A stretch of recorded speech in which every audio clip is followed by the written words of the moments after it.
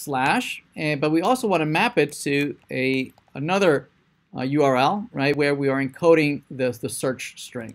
So to do that, we can go back to our route, right, and say that this movie search component not only in the slash, but we also want to stay here with other routes, right? So there's two ways of doing it. I can just redeclare this route.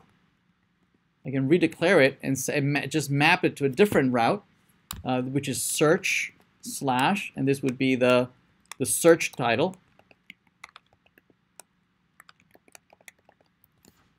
Right? That means that now, notice that now search avatar does render my component. Right? So both my slash context maps to this, but also avatar. Right? Notice that it navigates there, but it stays in the same component. Now my results, actually wait, avatar. Now my search string in my URL matches my page, right? I still, though, if I refresh, I know I still am, if I'm refreshing, I'm running my componented mount, right? And it's still searching for Batman, right? What it should do instead is that it should check.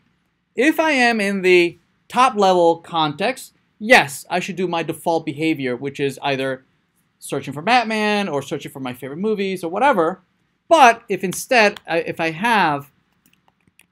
am instead at this route, and I do have a search title, then that's the one I should use for searching, not my default. Make sense? Right? So let's do that. Let's go back to our movie search component. So this is my default. I need to check to see if I have a search title in the URL. Let's check to see. We can say const. We'll say search title. If there is a this, if there's a this dot props dot match dot params dot search title, if there is, I like to use that. If there isn't, I'll just default to my default behavior. Okay, so let's see. I'm going to do a console log. Let's see if we get the search title. All right, so let's so here, if I do my inspect, I go to my console. Right, notice that indeed I have an avatar in my search title. But instead, if I am in my console, my top level context, notice that I get undefined.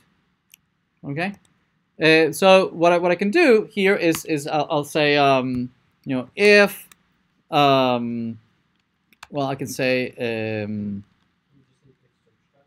yeah, I can say if search title, so if I don't have it, if not search, I mean it's that I don't have, means undefined or false or 0 or whatever, I can initialize it and default it to whatever default behavior I want, right? And in this case, I'll just default to Batman.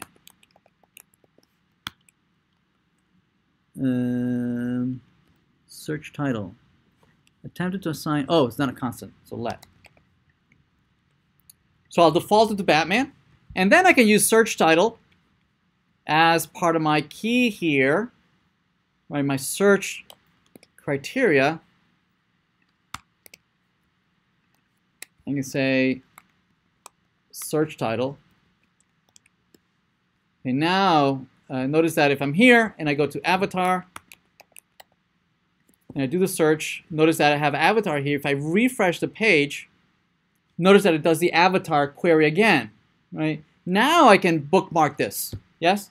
Or I can copy this and send it to you, and maybe in a separate browser. You can paste that, and now you see the same thing I see. Right? I can email you this URL, and we're seeing, looking at the same information. Right? This is basically what applications such as Amazon, that's what they do, right? They encode the state of your search in their URL so that you can bookmark it, you can send it to somebody, you can share it on other platforms, right? So that I see the same search results as you see. Yes. Is it a good idea to like encode like user specific like user preferences? Yeah. So what I'm doing here, I'm using the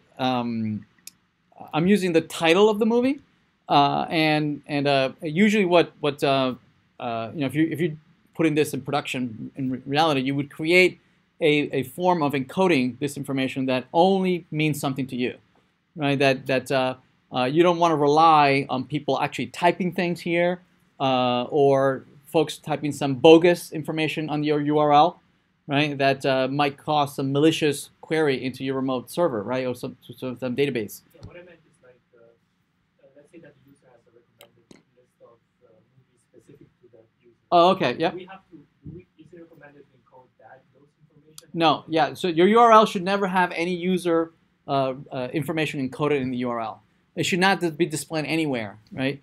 And for that, you would need to maintain state at the server level, right? Using cookies or using some identifier that the server is tracking you somehow, right? And we'll use cookies for that. Yeah, we'll talk about how to use cookies. Like for instance, if I want to have my preference, my favorite movies, I think that's one of the requirements in the project. That there should be able something to remember about you. It should not be keyed off of your key. If you visit somebody else's profile, then yes, you need to know the ID of that other person you're visiting. But if I'm visiting my own profile, right, it should be that should be encoded on the server side, not as part of the URL.